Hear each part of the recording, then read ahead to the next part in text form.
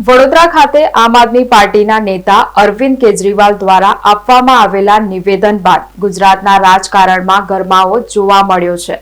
ખાસ કરીને સાવલીના ધારાસભ્ય કેતન ઇનામદારે કેજરીવાલના નિવેદન પર કડક પ્રતિક્રિયા વ્યક્ત કરી છે।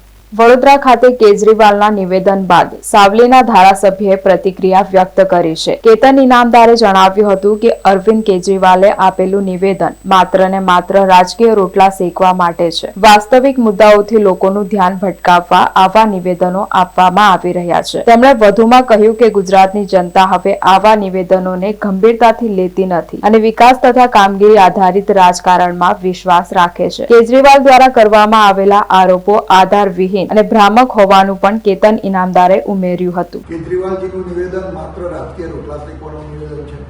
આ માત્ર ને માત્ર મને એવું લાગે છે કે કોઈ પણ વસ્તુને લઈ કઈ રીતે રાજકીય લાભ મળે અને કઈ રીતે રાજકીય લાભ લેવાય એ હેતુસરના નિવેદનોને હું વખોડું છું અને એટલું કહું છું કે 5 ધારાસભ્ય ભેગા થઈ અને જ્યારે પોતાની પ્રશ્ન હોય, પોતાની રજૂઆત હોય અને જ્યારે અધિકારીવાળી વાત છે કે અધિકારી પોતપોતાની મનમાની કરે છે, પોતપોતાની રીતે કામ કરે છે, એમની માનસિકતાવાળી વાત હોય ત્યારે અને રાજકીય રૂપ આપીને પોતે રાજકીય રોટલા શીખવાની વાત કરે અને એનો લાભ લેવા માંગતા હોય ત્યારે એટલું કહ્યું કે એ જે કહે છે કે ભાઈ ધારાસભ્ય સુધી કોઈ જાય ના, એમના સુધી કોઈ કામ લઈને ના આવે, એવી વાત નથી। 30 વર્ષથી ગુજરાતની અંદર ભારતીય જનતા પાર્ટીની સરકાર છે।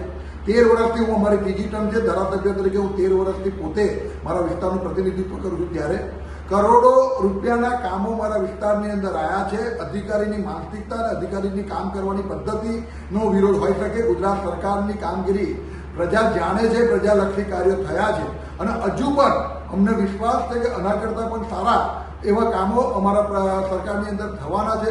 પ્રજાને ખૂબ અટૂટ વિશ્વાસ છે ભારતીય જનતા પાર્ટી પર, પ્રજાને વિશ્વાસ છે નરેન્દ્ર મોદી પર, પ્રજાને વિશ્વાસ છે ભૂપેન્દ્રભાઈ પટેલની સરકાર પર।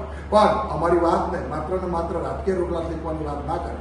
મને તો એટલું કહેવું છે કે તમે કહો છો કે એમના વિસ્તારના લોકોની પાસે કામ લઈને ના આવે એટલા માટે આ પત્ર લખે છે, એવું નથી।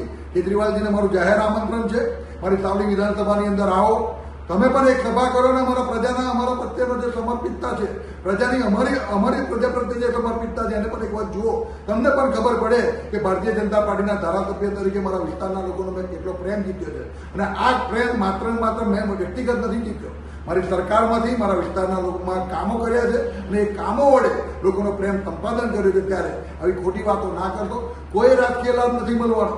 ચૂંટણીઓ આવ્યા પછી તમે પાછા ઈવીએમની જ વાતો કરવાના છે અને ઈવીએમ આમ છે, ચૂંટણીઓ લોકશાહી પદ્ધતિથી થતી નથી એમ કરીને તમે માત્ર ને માત્ર પ્રજા પર જ દોષનો ટોપલો અને સરકારને ગમે તે રીતે કઈ રીતે બાનમાં લેવી। પણ આ વસ્તુ એવી છે કે તમારી વાત માત્ર તમારા પૂરતી છે, તમારી વાત સ્થાનિક સ્વરાજ્યની ચૂંટણીને લઈને છે, પણ પ્રજાના કામ માટેની જ્યારે વાત હોય અમારી સરકાર ખૂબ પોઝિટિવ લે છે। આવનારા દિવસોની અંદર એના પરિણામો પણ મળતા રહેશે અને સ્થાનિક સ્વરાજ્યની ચૂંટણીની અંદર ભારતીય જનતા પાર્ટીનો જ્વલંત વિજય થશે અને ફરી પાછા આપ દિલ્હી જતા રહેશો એવું મને ચોક્કસ ખાતરી છે। આ મારું આપનું જે નિવેદન છે અને મીડિયાના મિત્રો જે મને પૂછી રહ્યા છે આ મારો જવાબ છે।